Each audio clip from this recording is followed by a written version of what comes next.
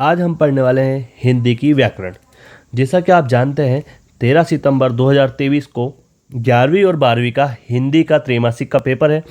उसी के हिसाब से हमने ये वीडियो तैयार किया है जिसमें आपको संपूर्ण ग्रामर का अभ्यास कराया जाएगा। संपूर्ण ग्रामर, संपूर्ण व्याकरण बताई जाएगी जो कि एग्ज़ाम के हिसाब से काफ़ी इम्पोर्टेंट है और प्रश्न पत्र भी इसी ग्रामर या इसी व्याकरण के हिसाब से आएगा। तो ये आपके लिए काफ़ी इम्पोर्टेंट है, तो बने रहिए हमारे साथ वीडियो के अंत तक। तो चलिए हम स्टार्ट करते हैं व्याकरण। तो जैसा कि आप स्क्रीन पर देख पा रहे हैं, हमारे पास पहला प्रश्न दिया गया है, काव्य किसे कहते हैं। तो आज हम काव्य के बारे में पढ़ने वाले हैं। तो काव्य की परिभाषा आपके पास स्क्रीन में दी गई है। पहली परिभाषा है, काव्य की परिभाषा में समस्त भाव प्रधान साहित्य को काव्य कहते हैं। मतलब जहाँ भी भाव व्यक्त किए जाएं उस साहित्य को हम क्या बोलते हैं, काव्य कहते हैं। और जो इसकी फेमस परिभाषा है आचार्य विश्वनाथ प्रसाद के अनुसार, उन्होंने कहा है रसात्मक वाक्यम काव्यम। मतलब रस युक्त वाक्य ही काव्य कहलाते हैं। जिसको पढ़ने से हमें आनंद की अनुभूति हो उसे हम क्या कहते हैं, काव्य कहते हैं। ये किसके अनुसार है, आचार्य विश्वनाथ प्रसाद के अनुसार। और भी लोगों ने इसकी परिभाषाएं दी है, तो ये मैंने सारी परिभाषाएं डाल दी है। आपको जो आसान लगे आप उसे याद कर सकते हैं, परंतु मेन इंपॉर्टेंट जो है वो है आचार्य विश्वनाथ प्रसाद के अनुसार रसात्मक वाक्यम काव्यम, अर्थात रस युक्त वाक्य ही क्या कहलाते हैं, काव्य कहलाते हैं। तो अब हमें उसके भेद देखने हैं। तो काव्य के हमारे रचना के आधार पर कितने भेद होते हैं, 2 भेद होते हैं। अब वो 2 भेद कौन कौन से होते हैं, तो पहला होता है हमारा श्रव्य काव्य, दूसरा होता है दृश्य काव्य। जैसा कि आप नाम से ही समझ सकते हैं, श्रव्य और दृश्य। श्रव्य मतलब जिस काव्य को पढ़ने या सुनने से आनंद प्राप्त होता है उसे हम क्या बोलेंगे, श्रव्य काव्य। कहाँ, यहाँ पे किसकी बात की है, काव्य को पढ़ना या सुनना। तो जहाँ पे हमें पढ़ने या सुनने से आनंद प्राप्त हो रहा है उसे हम क्या कह रहे हैं, श्रव्य काव्य कह रहे हैं। और दृश्य काव्य क्या होना चाहिए, जिस काव्य को देखने से आनंद प्राप्त होता है, क्योंकि दृश्य मतलब देखना, तो जिसे देखने से आनंद प्राप्त होता है उसे हम क्या कहेंगे, दृश्य काव्य। तो ये हमारे श्रव्य काव्य और दृश्य काव्य की परिभाषाएं थी। अब यदि हम श्रव्य काव्य को भेद में देखें तो श्रव्य काव्य के 2 भेद होते हैं। कौन कौन से, पहला होता है हमारा प्रबंध, दूसरा होता है हमारे पास मुक्तक काव्य। तो हम बात करेंगे पहले प्रबंध काव्य की। तो वह काव्य रचना जो कथा सूत्रों तथा छंदों की तारतम्य में अच्छी तरह बंधी हो। मतलब ऐसा काव्य जिसमें कथाएं हो, बड़ी बड़ी लंबी लंबी कथाएं हो, या जिसमें छंदों का उपयोग किया गया हो, इसे ऐसे काव्य को हम क्या कहते हैं, प्रबंध काव्य कहते हैं। अब प्रबंध काव्य के भेद, तो प्रबंध काव्य के मुख्य रूप से 3 भेद होते हैं। पहला होता है महाकाव्य, दूसरा होता है खंड काव्य और तीसरा होता है आख्यानक गीत। तो ये तीनों भेद आपको याद रखने हैं, इनके नाम बिल्कुल याद रखने हैं। तो हमारे पास प्रबंध काव्य के 3 भेद महाकाव्य, खंड काव्य और आख्यानक गीत है। तो हम पहले बात करेंगे महाकाव्य की। अब महाकाव्य क्या होता है, तो महाकाव्य मतलब जीवन का अथवा घटना विशेष का संपूर्ण वर्णन। महाकाव्य में हम किसी का एक जीवन या उस किसी एक विशेष घटना का संपूर्ण पूरा वर्णन करते हैं। ऐसे काव्य को हम क्या बोलते हैं, महाकाव्य। अब महाकाव्य की विशेषताएं, ये काफ़ी इंपॉर्टेंट प्रश्न है आपके व्याकरण के लिए। ये कई बार पूछा गया है 11वीं और 12वीं दोनों के लिए। तब इसकी क्या विशेषताएं हैं, तो जैसा कि हमने बोला इसमें पूरे जीवन का वर्णन। तो हम बोल सकते हैं कि जीवन का वर्णन करने में हम इसका आकार काफ़ी बड़ा होगा, क्योंकि हमको पूरे जीवन का वर्णन करना है। तो हम पहला क्या विशेषता लिख सकते हैं कि महाकाव्य का आकार क्या होता है, काफ़ी बड़ा होता है। दूसरा हम बोल सकते हैं महाकाव्य में संपूर्ण जीवन का चित्रण किया जाता है, पूरे जीवन की चित्रण किया जाएगा इसमें। तीसरा होगा महाकाव्य में पात्रों की संख्या अधिक होती है। अब यहाँ पे हम संपूर्ण जीवन का चित्रण कर रहे हैं, इसलिए यहाँ पे जो पात्र लेंगे वो भी हम क्या लेंगे, काफ़ी अधिक लेंगे। अब यदि हमको संपूर्ण जीवन का चित्रण करना है तो हमें अनेक छंदों का प्रयोग होता है। हम यहाँ पे अनेक छंदों का प्रयोग करेंगे, तो ये इसकी चौथी विशेषता होगी। और इसकी लास्ट विशेषता है महाकाव्य में 8 से अधिक सर्ग होते हैं। मतलब हम बोल सकते हैं कि इसमें 8 से अधिक भाग होंगे, किसमें, महाकाव्य में। तो ये थी हमारी महाकाव्य की विशेषताएँ। अब हम चलते हैं, दूसरा इसका भाग होता है प्रबंध काव्य का, खंड काव्य। तो खंड काव्य की बात करेंगे तो ये पूरा महाकाव्य का अपोजिट है, उल्टा है। कैसे उल्टा है, तो यदि हम बात करें खंड काव्य की, तो खंड काव्य में नायक के जीवन के किसी एक घटना का, इसमें हम जिसकी भी बात करेंगे उसकी संपूर्ण वर्णन किया है, परंतु यहाँ पे सिर्फ हम क्या करेंगे, एक घटना का वर्णन करेंगे, तो उसको हम बोलेंगे खंड काव्य। अब इसकी विशेषताएं क्या होना चाहिए, तो ये पूरा मैंने अभी क्या बताया, महाकाव्य का पूरा उल्टा है। तो इसमें महाकाव्य में क्या पड़ा था, इसका आकार बड़ा, परंतु इसका आकार क्या बोलेंगे हम, इसका आकार क्या हो जाएगा, खंड काव्य का इसका आकार छोटा होता है। यहाँ पे हमने संपूर्ण जीवन की बात करी थी। खंड काव्य में हम किसकी बात करेंगे, तो किसी एक पक्ष या किसी एक घटना की बात करेंगे, तो वहाँ पे क्या होगा, खंड काव्य। इसमें हमने देखा था इसमें कितने सर्ग थे, इसमें 8 सर्ग थे, परंतु खंड काव्य में कितने सर्ग हैं, तो इसमें सिर्फ एक ही सर्ग है। फिर हमारे पास चौथा पॉइंट आता है, खंड काव्य में पात्रों की संख्या सीमित अर्थात कम होती है, परंतु महाकाव्य में पात्र कितने थे, तो काफ़ी अधिक पात्र थे। खंड काव्य में एक ही छंद, हमने यहाँ पढ़ा था कि यहाँ पे अनेक छंदों का प्रयोग, परंतु खंड काव्य में सिर्फ कितना प्रयोग हुआ, एक ही छंद का प्रयोग किया गया है। एक ही छंद का प्रयोग क्योंकि हमें सिर्फ एक घटना का वर्णन करना था, इसलिए यहाँ पे एक छंद का, और महाकाव्य में अनेक घटना या हम बोले संपूर्ण जीवन का वर्णन करना था, इसलिए हमने अनेक छंदों का प्रयोग किया। तो ये था हमारा खंड काव्य। अब यदि हम देखें दोनों में अंतर, कई बार पूछा गया है महाकाव्य खंड काव्य में अंतर, तो अभी मैंने आपको तुलना वहीं पे कर दी है, परंतु एक बार फिर हम इसको पढ़ लेते हैं। यहाँ पे हम बोलेंगे महाकाव्य का आकार काफ़ी बड़ा होता है, तो यहाँ पे इसका उल्टा क्या हो जाएगा, आकार छोटा होता है। ये आपको याद करने की ज़रूरत नहीं होगी, ये समझ में आ गया होगा कि महाकाव्य मतलब पूरा जीवन, खंड काव्य मतलब एक घटना। आप खुद से ले सकते हैं कि अभी तक हम 0 से 1 साल से लेके 25 साल या आप 20 साल 15 साल जितने भी हैं, तो यदि आपके जीवन का पूरा लिखना है तो वो किस में आएगा, महाकाव्य में आएगा। परंतु खंड काव्य में आपकी एक घटना, आपके साथ क्या घटित हुआ है, छोटा सा चित्रण करना है उसका, तो वो चाहे आपका 15 मिनट हो, चाहे 1 घंटा हो, चाहे 1 साल हो, कुछ भी हो सकता है, तो ये आपका किस में आएगा, ये आपका आएगा खंड काव्य में। तो इसलिए हम बोलेंगे महाकाव्य का आकार बड़ा और खंड काव्य का आकार छोटा होता है। दूसरा, यहाँ पे अभी हमने पॉइंट में पढ़ा, महाकाव्य में संपूर्ण जीवन और इसमें एक पक्ष का चित्रण या एक घटना का चित्रण होता है। इसमें पात्रों की संख्या अधिक और इसमें पात्रों की संख्या क्या होगी, सीमित होगी। महाकाव्य में अनेक छंदों का प्रयोग, हमने ये पढ़ लिया था ऊपर, इसमें सिर्फ एक ही छंद का प्रयोग होता है। अब महाकाव्य में 8 से अधिक सर्ग होते हैं और खंड काव्य में केवल एक ही सर्ग होता है। तो ये थे हमारे 5 अंतर। आई होप ये सब आपको समझ में आए होंगे। ये आपको बिल्कुल ध्यान रखना है, ये क्योंकि परीक्षा के हिसाब से काफ़ी इंपॉर्टेंट है। तो ये था हमारा किसका, पूरे काव्य के आपको बता दिया काव्य किसे कहते हैं, उसके भेद क्या है, जो भी इंपॉर्टेंट ग्रामर है हमने काव्य की पूरी कवर कर ली है। तो हमारा अगला टॉपिक आता है अलंकार। अब अलंकार क्या होता है, तो अलंकार की परिभाषा आप स्क्रीन पर देख पा रहे हैं। अलंकार का शाब्दिक अर्थ होता है आभूषण। जिस प्रकार स्त्री की शोभा आभूषण से, उसी प्रकार काव्य की शोभा अलंकार से होती है। तो हम अलंकार की परिभाषा क्या दे सकते हैं कि काव्य की शोभा बढ़ाने वाले तत्वों को हम क्या बोलते हैं, अलंकार बोलते हैं। अर्थात जो किसी वस्तु को अलंकृत करे वह अलंकार कहलाता है। अलंकृत मतलब क्या हुआ कि किसी वस्तु की शोभा बढ़ा दे, तो जो काव्य की शोभा बढ़ा दे उसे हम क्या कहते हैं, अलंकार कहते हैं। तो ये हमारी अलंकार की परिभाषा होगी। अब हमारे अलंकार 2 प्रकार के होते हैं, एक होता है शब्दालंकार, दूसरा होता है अर्थालंकार। तो हम बात करेंगे पहले शब्दालंकार की।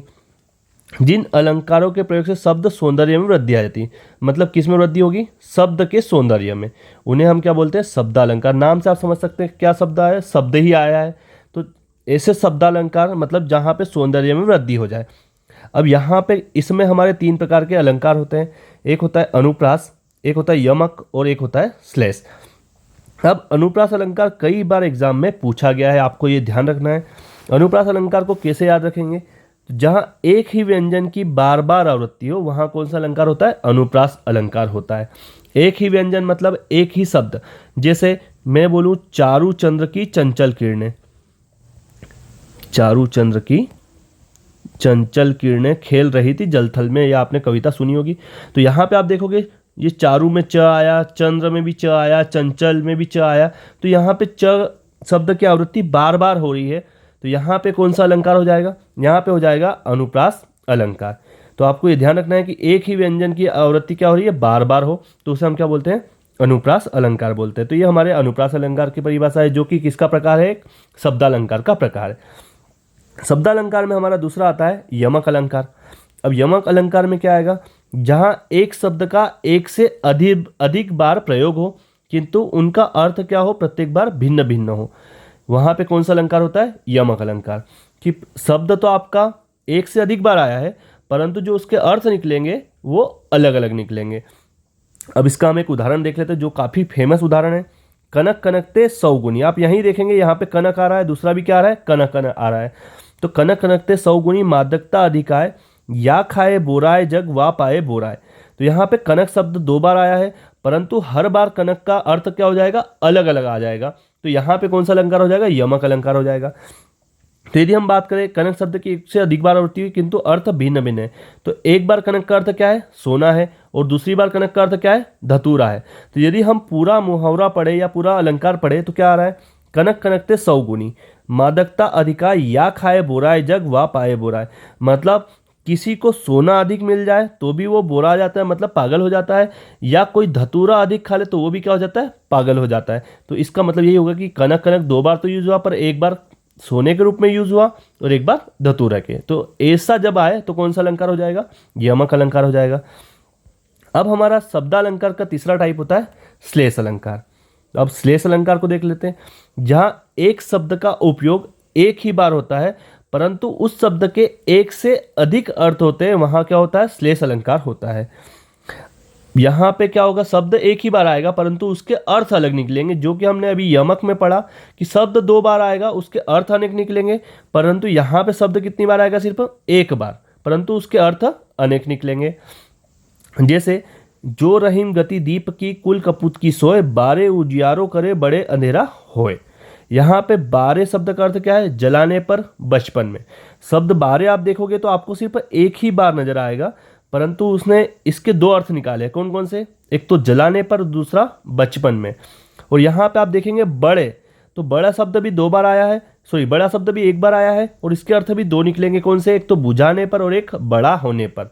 तो जो रहीम गति दीप की कुल कपूत की सोए, बारे उजियारो करे बड़े अंधेरा होए। तो यहाँ पे एक शब्द परंतु अर्थ 2 निकले या 2 से ज़्यादा निकले, तो वहाँ पे कौन सा अलंकार, तो वहाँ पे होता है हमारा श्लेष अलंकार। तो ये थे हमारे शब्दालंकार के प्रकार। तो अब अलंकार में हमारा दूसरा अलंकार आता है अर्थालंकार। तो यहाँ पे आपको नाम समझना है, वहाँ पे शब्द क्या आवृत्ति, यहाँ पे अर्थ के बारे में। जिन अलंकार के प्रयोग से अर्थ का सौंदर्य बढ़ जाए, वहाँ पे किसका सौंदर्य बढ़ रहा था, तो जिससे नाम समझ में आ रहा है कि शब्दों का सौंदर्य बढ़ जाए तो वहाँ पे शब्दालंकार। यहाँ पे किसका सौंदर्य बढ़ने वाला है, तो अर्थालंकार में अर्थ का सौंदर्य बढ़ जाए तो वहाँ पे कौन सा अलंकार होगा, अर्थालंकार। अब यदि हम देखें अर्थालंकार भी हमारा कई टाइप का होता है, उपमा, रूपक, उत्प्रेक्षा और भ्रांतिमान संदेह कई प्रकार के होते हैं। तो हम 1 बाय 1 एक एक को पढ़ते हैं। तो यदि हम बात करें पहले उपमा अलंकार की, तो जहां किसी एक वस्तु की समानता या तुलना किसी दूसरी वस्तु के समान गुणधर्म के आधार पर की जाती है, तब वहां कौन सा अलंकार होता है, उपमा अलंकार होता है। मतलब एक वस्तु की तुलना हम दूसरी से कर रहे हैं, जैसे हमने बोला पीपर पात सरिस मन डोला, मतलब पीपर के समान मन डोला। तो यहाँ पे हम पीपर पात की तुलना किससे कर रहे हैं, मन से कर रहे हैं। तो यहाँ पे कौन सा अलंकार हो जाएगा, यहाँ पे हो जाएगा हमारा उपमा अलंकार। इसमें दूसरा आता है जहाँ उपमेय में उपमान का भेद रहित आरोप किया जाए, ये कौन सा अलंकार है, रूपक अलंकार। हमारा दूसरा अलंकार कौन सा होगा इसमें, अर्था में रूपक अलंकार। जहाँ उपमेय में किसका उपयोग किया जा रहा है, उपमेय में उपमान का भेद रहित आरोप लगाया जा रहा है, वहाँ पे कौन सा अलंकार होता है, रूपक अलंकार होता है। तो यहाँ पे हमने पढ़ा उपमेय में उपमान का भेद रहित आरोप किया जाए, मतलब इन दोनों में कोई अंतर नहीं बताया जाए, सीधा सा एक दूसरे का रूप दे दिया जाए, वहाँ पे हम कौन सा अलंकार बोलेंगे, रूपक अलंकार। अगला होता है हमारा उत्प्रेक्षा अलंकार। जहाँ उपमेय में उपमान की संभावना की जाए वह उत्प्रेक्षा अलंकार होता है। मनु मानो, जनु जानो, मनहु जनहु आदि इसके वाचक शब्द है। आपको ये ध्यान रखना है कि जहाँ भी मानो शब्द आए वहाँ पे कौन सा अलंकार होता है, उत्प्रेक्षा अलंकार। इससे इसका सिंपल नहीं हो सकता। जैसे हम बात करें उत्प्रेक्षा अलंकार, तो एक उदाहरण देता हूँ मैं आपको। नेत्र मानो कमल है, तो यहाँ पे हमने नेत्र को किसके समान माना, कमल के समान। तो यहाँ पे आपको सीधा शब्द क्या दिया है, मानो। तो ये ध्यान रखना है, जहाँ भी मानो शब्द आएगा वहाँ पे कौन सा अलंकार हो जाएगा, वहाँ पे हो जाएगा हमारा उत्प्रेक्षा अलंकार।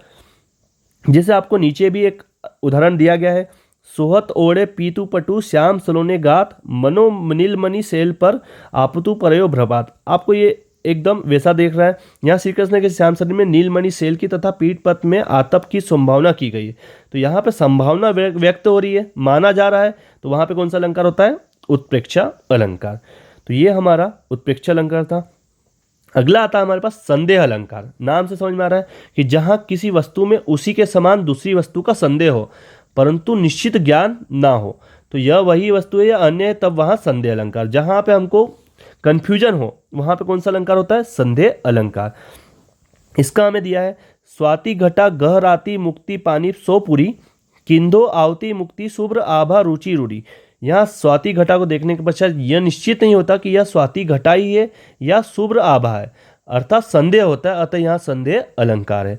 मतलब हम निश्चित नहीं कर पा रहे हैं कि यह कौन सी वस्तु रखी हुई है, तो ऐसे अलंकार को हम बोलेंगे संदेह अलंकार। अब अगला अलंकार आता है हमारा भ्रांतिमान अलंकार, जहां अत्यंत समानता के कारण भ्रमवश में उपमेय में उपमान का निश्चित ज्ञान हो, वहां भ्रांतिमान अलंकार होता है।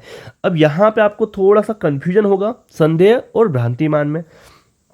तो संदेह में हमने क्या पढ़ा कि जहां किसी वस्तु में उसी के समान दूसरी वस्तु का संदेह हो, तो यहाँ पे हम निश्चित ज्ञान नहीं है कि यार ये यही वस्तु है, ये भी हो सकती है, दूसरा भी। जैसे आपका कोई दोस्त खड़ा है, मान लो कोई विजय नाम का दोस्त खड़ा है, अब आप उसको पीछे से देख रहे हो, तो हो सकता है वो विजय है, हो सकता है विजय का भाई अजय भी हो सकता है। तो यहाँ पे हमको क्या है, संदेह है कि यार ये विजय है या अजय है। परंतु भ्रांतिमान अलंकार में हम क्या बोलेंगे कि मान लो वहाँ विजय खड़ा है, पर आपको गलत फहमी है और आप क्या बोलोगे कि नहीं वो विजय नहीं, वो तो क्या है, अजय है। तो यहाँ पे हम क्या बोल रहे हैं, अत्यंत समानता, दोनों में विजय और अजय में दोनों में समानता थी, तो यहाँ पे अत्यंत समानता के कारण हमको क्या हो गया, भ्रम हो गया। भ्रम क्या हो गया कि विजय खड़ा है परंतु हम उसको क्या बोल रहे हैं, अजय बोल रहे हैं। तो यहाँ पे हमें उपमान का क्या हो गया, निश्चित ज्ञान हो, वहाँ पर कौन सा अलंकार हो गया, भ्रांतिमान अलंकार। तो ये थे हमारे अलंकार के सारे उदाहरण। आई होप आपको ये सारी चीज़ें समझ में आ गई होगी। अब हमारा अगला आता है व्याकरण में छंद। अब छंद का अर्थ क्या है, छंद का अर्थ होता है बंधन, मतलब बंधन मुक्त रचना को क्या बोलते हैं हम, गद्य कहते हैं। यही रचना हमारी बंधन युक्त को पद्य भी बोलते हैं। तो छंद प्रयोगकारणी रचना पद्य कहलाती है और इसी कारण इसमें अद्भुत संगीतात्मकता उत्पन्न हो जाती है। दूसरे शब्दों में मात्रा, वर्ण, यति, तुक आदि के नियमों से बंधी पंक्तियों को क्या कहते हैं, छंद कहते हैं। तो यदि हम छंद की परिभाषा दें तो यहाँ पे क्या हो गया कि जिस हम बोल सकते हैं जिस काव्य में मात्रा हो, वर्ण हो, गति हो, तुक आदि हो, ऐसी पंक्तियों को हम क्या बोलते हैं, छंद कहते हैं। अब यदि आप देख रहे हैं तो हमारे छंद के 6 अंग होते हैं। एक होता है वर्ण। वर्ण मतलब हमारा कोई भी अक्षर, क, ख, ग, ये कोई सा भी अक्षर हमारा क्या कहलाता है, वर्ण कहलाता है। मात्रा, मात्रा आप जानते हैं आ, ई, ये सब हमारी क्या है, मात्रा है। फिर उसके होते हैं चरण, उसके बाद अगला आता है यति, फिर आता है गति तथा तुक। तो ये हमारे छंद के 6 अंग होते हैं। ये इतने इंपॉर्टेंट नहीं है आपकी 11वीं 12वीं के हिसाब से, सिर्फ आपको ध्यान रखना है छंद की परिभाषा। तो छंद की परिभाषा क्या बोलेंगे, मात्रा, वर्ण, यति, गति, तुक आदि के नियमों से बंधी पंक्तियाँ। ऐसी पंक्तियाँ जिसमें ये सारी चीज़ें आपको देखने को मिल जाए। कौन कौन सी, मात्रा, वर्ण, यति, गति, तो इसको हम क्या बोलते हैं, ऐसी पंक्तियों को हम बोलते हैं छंद। अब हमारे छंद 2 प्रकार के होते हैं, एक होता है मात्रिक और एक होता है वार्णिक। तो अभी हम बात करेंगे पहले मात्रिक छंद की। मात्रिक छंद में सबसे पहला आता है चौपाई। चौपाई क्या है, एक सम मात्रिक, सम मतलब 2, 4, 6 जो सम संख्याएं होती है, तो उसमें जो मात्राएं आएगी वो किस में आएगी, सम आएगी। तो चौपाई क्या है, एक सम मात्रिक छंद है। इसमें 4 चरण होते हैं, 4 लाइनें होगी, 4 पंक्तियां होगी और प्रत्येक चरण में कितनी मात्राएं होती है, 16 मात्राएं होती है। ये आपको ध्यान रखना है। सिर्फ आपके लिए यही इंपॉर्टेंट है कि चौपाई क्या है। तो चौपाई एक मात्रिक छंद है जिसमें कितनी मात्राएं होती है, तो इसमें 16 मात्राएं होती है और कितने चरण होते हैं, तो इसमें 4 चरण होते हैं। इतना आपको याद रखना है। और हम इसको क्या बोलेंगे, सम मात्रिक छंद, क्योंकि 16 भी क्या है, एक सम संख्या है, इस कारण से इसको हम क्या बोल रहे हैं, सम मात्रिक छंद। दूसरा होता है हमारा दोहा। तो यहाँ पे बोलेंगे हम ये अर्ध सम मात्रिक छंद है। अर्ध सम मतलब आधा सम, मतलब इसमें 4 चरण होते हैं। इसके पहले और तीसरे में कितनी मात्राएं, 13 मात्राएं होती है और दूसरे तथा चौथे में क्या होती है, 11 मात्राएं होती है। तो 2 में समान मात्रा है इसलिए अर्धसम बोला, 2 में अलग अलग इसलिए हमने इसको अर्धसम। और वहां पे सब में कितनी थी, समान मात्राएं थी, इसलिए हमने इसको क्या बोला, सम मात्रिक छंद। तो यहाँ पे हमारे पहले और तीसरे में कितनी, 13 और दूसरे और चौथे में 11 मात्रा। इतना आपको सिर्फ ध्यान रखना है दोहा में। तीसरा आता है हमारा सोरठा। सोरठा क्या होता है, तो यह भी अर्धसम मात्रिक। अर्धसम मात्रिक मतलब पहले और तीसरे में समान और दूसरे और चौथे में अलग अलग। पर हम यहाँ बोल सकते हैं कि ये दोहा का उल्टा है। हमने क्या पढ़ा दोहे में कि पहले और तीसरे में 13, परंतु सोरठा में पहले और तीसरे में 11 और दूसरे और चौथे में कितनी, 13 मात्राएं होती। तो हम ये बोल सकते हैं कि ये दोहे का पूरा क्या है, उल्टा है। तो यही आपके लिए इंपॉर्टेंट चीज़ें यहाँ बनेगी, दोहा, सोरठा और चौपाई कि सिर्फ मात्राएं ध्यान रखना है। ये सममात्रिक छंद, क्यों बोला सममात्रिक छंद? क्योंकि सब में समान मात्राएं हैं, सब में 16-16 मात्राएं सब में समान होती है। दोहा तो हम इसको बोलेंगे अर्धसम। अर्धसम क्यों बोला? तो इसके पहले और तीसरे में 13-13 और दूसरे और चौथे में 11-11 मात्राएं। और हमारा अगला था सोरठा, तो सोरठा इसमें भी 4 चरण, पहले और तीसरे में 11-11 तथा दूसरे और चौथे में 13-13 मात्राएं होती है। तो यही आपका छंद, इतना ही आपके सिलेबस में है। देन अगला टॉपिक हमारा आता है शब्द शक्ति। अब यहाँ पे शब्द शक्ति क्या होता है? तो शब्द या शब्द समूह में जो अर्थ छिपा होता है उसे प्रकाशित करने वाली शक्ति का नाम क्या है? शब्द शक्ति है। मतलब या तो हमारे पास शब्द हो परंतु उसमें क्या छिपा हो? अर्थ छिपा हो, तो उसे प्रकाशित करने वाली शक्ति को हम क्या बोलते हैं? शब्द शक्ति कहते हैं। तो शब्द से अर्थ का बोध होता है और शब्द को बोधक कराने वाला और अर्थ को बोध जिसका बोध कराया जाए कहा जाता है। शब्द 3 प्रकार के होते हैं, हमारे 3 प्रकार के शब्द होते हैं। तो यहाँ पे हम शब्द शक्ति के प्रकार देख लेते हैं। हमारा पहला होता है वाच्यार्थ पर आधारित शब्द, मतलब अभिधा। ये आपको ध्यान रखना है। 3 प्रकार कौन कौन से? अभिधा, लक्षणा और व्यंजना। तो आइए हम इन प्रकारों को एक बार डिटेल में पढ़ लें जो कि आपके इंपॉर्टेंट बनते हैं। तो पहला आ रहा है हमारे पास अभिधा शब्द शक्ति। शब्द को सुनते ही अथवा पढ़ते ही श्रोता या पाठक सबसे सरल प्रचलित अर्थ को बिना अवरोध के ग्रहण करता है, वह अभिधा शब्द शक्ति कहलाती है। मतलब सिर्फ आप जिसको पढ़ लें और वहीं से आपको अर्थ स्पष्ट हो जाए, या जिसको आप सुन लें और आपको अर्थ एकदम सरलता से स्पष्ट हो जाए, तो उसे हम कौन सी शक्ति बोलते हैं? अभिधा शब्द शक्ति। तो अभिधा शब्द का पहला व्यापार है। शब्दोच्चार के साथ ही जिस अर्थ का बोध होता है वह शब्द का मुख्य अथवा वाच्य अर्थ है। शब्द और उसके मुख्य अर्थ में जो संबंध होता है उसे वाक्यवाचक संबंध कहते हैं। शब्दवाचक होता है और उसका मुख्य अर्थ क्या होता है? वाच्य कहलाता है। तो आपको इतना डिटेल में नहीं जाना है, आपको इसके उदाहरण से मैं आपको समझाता हूँ। मोहन पुस्तक पढ़ रहा है, तो यहाँ पे आपको क्लियर पढ़ते ही ये ज्ञान हो गया है कि मोहन क्या कर रहा है? मोहन पुस्तक पढ़ रहा है। तो यहाँ पे आपको सरलता से ज्ञान हो गया है कि ये पढ़ रहा है। दिवस का अवसान समीप था, गगन था कुछ लोहित हो चला। मतलब दिवस आने वाला था, एकदम समीप था, गगन था कुछ लोहित हो चला। तो यहाँ पे हमको पढ़ते से ही उसके मतलब अर्थ समझ में आ रहे हैं, तो उसको हम क्या बोलते हैं? अभिधा शब्द शक्ति। अगला आता है हमारा लक्षणा शब्द शक्ति। तो यहाँ पे मुख्यार्थ की बाधा होने पर या प्रयोजन के कारण जिस शक्ति के द्वारा मुख्यार्थ संबंध अन्य अर्थ की प्राप्ति हो, उस शब्द शक्ति को हम क्या बोलते हैं? लक्षणा कहा जाता है। तो यदि हम लक्षणा को देखें तो यहाँ पे रूढ़ी मतलब उद्देश्य अलग के लिए शब्द कुछ और बोला गया हो परंतु उसका उद्देश्य अलग है। इसका मैं आपको एक सीधा सा एग्जाम्पल देता हूँ जिससे आपको एकदम क्लियर हो जाएगा। जैसे हम बोलते हैं पेट में चूहे कूद रहे हैं, तो यहाँ पे पेट में चूहे कूदना, तो पेट में चूहे कूदने का मतलब यहाँ पे चूहे का मतलब चूहा होगा क्या? नहीं होगा, क्योंकि यहाँ पे चूहे का मतलब क्या हुआ कि हमको भूख लगी है, हमको अत्यधिक जोर से या हमको काफ़ी भूख लगी है, तो वहाँ पे हमने उसके लिए किसका यूज़ किया है? चूहे कूदने का। तो यहाँ पे हमारा अर्थ अलग निकलेगा जिसका उद्देश्य अलग कारण से यूज़ किया गया है। तो ऐसे शब्द शक्ति को हम बोलते हैं लक्षणा शब्द शक्ति। तो शब्द और लक्षणा का सीधा संबंध नहीं है, मतलब जो शब्द यूज़ किया है उसका और उसके लक्षण का दोनों का सीधा संबंध नहीं है। वहाँ पे क्या होता है? लक्षणा शब्द शक्ति। अगली शब्द शक्ति आती है हमारे पास व्यंजना शब्द शक्ति। व्यंजना शब्द शक्ति जब शब्द के जिस व्यापार से मुख्य और लक्ष्य अर्थ से भिन्न भिन्न अर्थ की प्रतीति हो उसे व्यंजना कहते हैं। व्यंजना शब्द शक्ति से अन्यार्थ विशेषार्थ का ज्ञान कराने शब्द व्यंजक कहलाते हैं। मतलब यदि हम इसकी सही से परिभाषा दें तो ऐसी शब्द शक्ति जिसमें एक बात के कई अर्थ निकलते हैं, मतलब अलग अलग लोगों के लिए अलग अलग अर्थ निकले। जैसे यदि आपको कोई बोले कि 5 बज गए हैं, अब 5 बज गए हैं तो इसका मतलब सभी लोगों के लिए एक जैसा नहीं होगा। जैसे मैं तुमको पढ़ा रहा हूँ, तो पढ़ाते पढ़ाते अब मेरी अगली बैच का टाइम आ गया है, तो मेरे लिए 5 बज गए हैं, मतलब एक बैच का टाइम खत्म हुआ है, दूसरी बैच आ गए हैं। अब हो सकता है कि 5 बज गए हैं आपको मम्मी बोले, तो मम्मी का मतलब क्या हो गया कि 5 बज गए हैं मतलब चाय का टाइम हो सकता है, या फिर और किसी चीज़ का झाड़ू लगाने का टाइम हो सकता है, कुछ भी टाइम हो सकता है। तो सबके लिए 5 बज गए का मतलब समान नहीं होता है। तो जहाँ पे सभी व्यक्तियों के लिए अर्थ अलग अलग हो, ऐसे शब्द शक्ति को हम क्या बोलते हैं? व्यंजना शब्द शक्ति। तो ये हमारी शब्द शक्ति थी।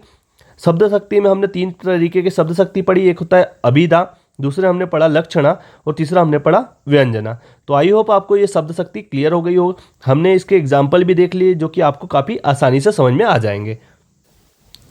अब हमारा अगला टॉपिक आता है रस। अब रस क्या होता है, तो पहले हम रस की परिभाषा पढ़ लेते हैं। रस क्या होगा, 2 सेकेंड।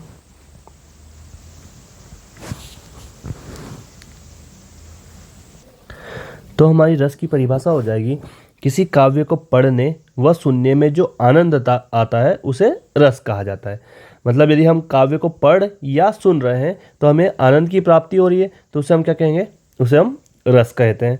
अब रस के हमारे अंग, ये आपको बिल्कुल ध्यान रखना है, यहाँ पे कई बार क्वेश्चन कंफ्यूज करता है। एक होता है अंग और एक होता है प्रकार। तो अभी हम बात किसकी कर रहे हैं, हम रस के अंग की बात कर रहे हैं। तो रस के 4 अंग होते हैं जो इस प्रकार है। पहला होता है हमारा विभाव, दूसरा होता है अनुभाव, तीसरा होता है संचारी भाव, चौथा होता है स्थायी भाव। कई बुक ऊपर नीचे लिखती है तो उससे कोई फर्क नहीं पड़ता, 4 हमारे याद रखना है हमको, स्थायी भाव, संचारी भाव, अनुभाव और विभाव। ये हमारे रस के अंग होते हैं। अब यदि हम रस के प्रकार की बात करें तो कितने प्रकार के रस होता है, 11 प्रकार के। पहले 9, फिर धीरे 10 हुए, अब 11 हो गए हैं। तो कभी किसी बुक में आपको 9 भी पढ़ने को मिल सकता है, कहीं 10 भी मिल सकता है और कहीं 11 भी मिल सकते हैं। तो अभी हमें आपकी 12वीं और 11वीं के सिलेबस में 11 प्रकार के, तो हम उसी को पढ़ने वाले हैं। तो अब 11 प्रकार पहले हम नाम देख लेते हैं, फिर 1 बाय 1 एक एक को पढ़ते जाएंगे।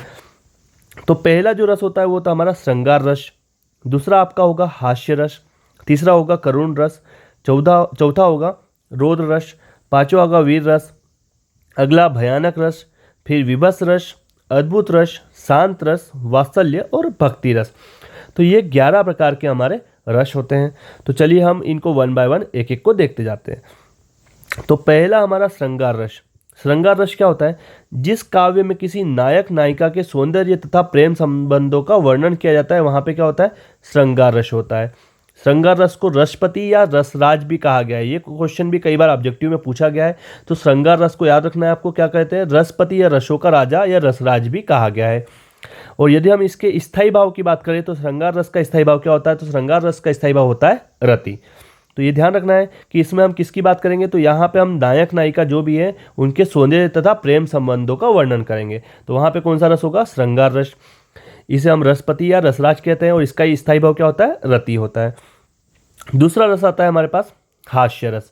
नाम से ही आपको समझ में आ रहा होगा कि जिसको पढ़ने या सुनने से हमको हंसी की अनुभूति हो, या हम बोल सकते हैं प्रसन्नता हो, प्रसन्नता का भाव उत्पन्न हो, उसे हम क्या बोलते हैं, हास्य रस कहते हैं।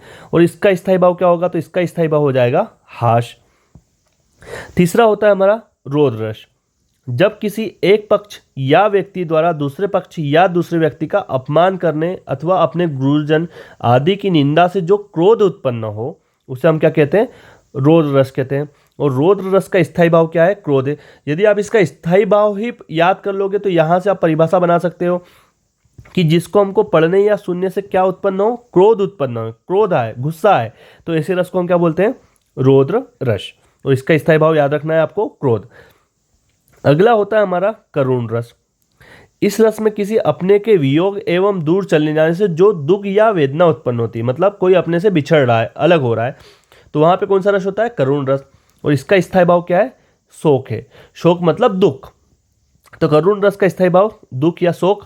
और यहाँ पे क्या बातें होगी, तो यहाँ पे जो भी काव्य आएगा वो कैसे आएगा, अपने के वियोग या दूर चले जाने से क्या होगा, दुख उत्पन्न होगा, तो वहां पे कौन सा रस हो जाएगा, करुण रस। अगला होता है हमारा वीर रस। जब किसी रचना या वाक्य आदि को पढ़ने से वीरता जैसे भाव की उत्पत्ति हो उसे हम क्या बोलते हैं, वीर रस कहा जाता है। और इसका स्थायी भाव क्या हो जाएगा, इसका उत्साह। जहाँ पे क्या हो रहा हो, वीरता का आभास हो। जैसे उदाहरण भी है हमारे पास, बूंदेलो हर बोलो के मुंह से हमने सुनी कहानी थी, खूब लड़ी मर्दानी वो तो झांसी वाली रानी थी। तो यहाँ पे आप उत्साह से भर जाओगे, तो ऐसे रस को हम क्या बोलते हैं, वीर रस। अगला आता है हमारा अद्भुत रस। जब किसी विचित्र अथवा आश्चर्यजनक वस्तु को देखकर किसी व्यक्ति के मन में जो आश्चर्य का भाव उत्पन्न होता है उसे अद्भुत रस कहा जाता है। इसका स्थायी भाव आपको याद रखना है, आश्चर्य। मतलब यदि हम किसी को चीज़ को देखते हैं और हमको क्या हो, एकदम आश्चर्य हो जाए कि अरे ये कैसे हो गया, तो वहाँ पे कौन सा रस होगा, अद्भुत रस। अगला आता है हमारा विभत्स रस। जब किसी वस्तु या व्यक्ति को देखकर या उसके बारे में विचार करने पर मन में उत्पन्न वाली घृणा या ग्लानि का भाव ही हो, विभत्स रस कहलाता हो। मतलब हमको देख के ऐसा लगे अरे यार ये क्या काम कर रहा है, बहुत अजीब लगे, वहाँ पे हमको घृणा आए, ग्लानि हो, तो वहाँ पे कौन सा रस होता है? विभत्स रस। और इसका स्थायी भाव क्या हो जाएगा? इसका स्थायी भाव हो जाएगा जुगुप्सा। अगला आता है हमारा भयानक रस। जब किसी भयानक घटना या बुरे व्यक्ति या वस्तु को देखने या उससे संबंधित वर्णन करने में मन में व्याकुलता या भय उत्पन्न हो, उसे हम बोलते हैं भयानक रस। मतलब जहाँ पे हमको डर का आभास हो, जिसको पढ़ने या सुनने से या देखने से हमको क्या लगे? डर लगने लगे, वहाँ पे हम क्या बोलेंगे? कौन सा रस है? भयानक रस। और इसका स्थायी भाव भी आपको समझ में आ गया होगा। इसका स्थायी भाव भी क्या है? इसका स्थायी भाव है भय। अगला रस है हमारा शांत रस। जब किसी काव्य को पढ़ने या सुनने पर मन को जो शांति मिले, हम काफ़ी परेशान हो जाते हैं, फिर हम कुछ चीज़ों को पढ़ते हैं या एकांत में बैठ के कुछ चीज़ों को सोचते हैं या देखते हैं, तो वहाँ पे हमें क्या मिलती है? शांति मिलती है। तो वहाँ पे किस रस की उत्पत्ति होती है? शांत रस की उत्पत्ति होती है। और इसका स्थायी भाव क्या है? तो इसका स्थायी भाव है निर्वेद। अगला आता है हमारा वात्सल्य रस। यहाँ पे माता का पुत्र के प्रति प्रेम, बड़ों का बच्चों के प्रति प्रेम, गुरुओं का शिष्य के प्रति प्रेम, बड़े भाई का छोटे भाई के प्रति प्रेम आदि का भाव स्नेह कहलाता है। यही स्नेह भाव का वात्सल्य रस कहलाता है। इसका स्थायी भाव क्या है? वात्सल्यता या अनुराग है। मतलब यहाँ पे हमको छोटों को देख के प्रेम की उत्पत्ति हो, छोटों के लिए प्रेम उत्पन्न हो, वहाँ पे कौन सा रस? तो वात्सल्य रस होगा। और इसका स्थायी भाव क्या होगा? इसका स्थायी भाव होगा वात्सल्यता या अनुराग। और लास्ट रस होता है हमारा भक्ति रस। जिस रस में क्या हो? ईश्वर के प्रति प्रेम का वर्णन किया गया हो, भक्ति की गई हो ईश्वर की, उसे हम बोलेंगे भक्ति रस। और इसका स्थायी भाव क्या है? तो इसका स्थायी भाव है देवरति। तो ये थे हमारे रस। और यहीं पे आपकी 11वीं और 12वीं की त्रैमासिक की इम्पॉर्टेंट हमने व्याकरण पूरी पढ़ ली है। आई होप आपको समझ में आई होगी। और इसके बाद भी यदि आपको डाउट होता है तो आप कमेंट सेक्शन में लिख सकते हैं। और आपकी एग्ज़ाम के लिए ऑल द बेस्ट। सब अच्छे से करके आएँ, पूरा वीडियो देखें, आपके सारे डाउट यहाँ पे क्लियर हो जाएंगे। और इसमें से ही व्याकरण के प्रश्न बनने वाले हैं, तो आप बिल्कुल इस वीडियो को छोड़ना मत, लास्ट तक आप देखेंगे तो आपका सारी चीज़ें क्लियर हो जाएगी। तो थैंक यू सो मच।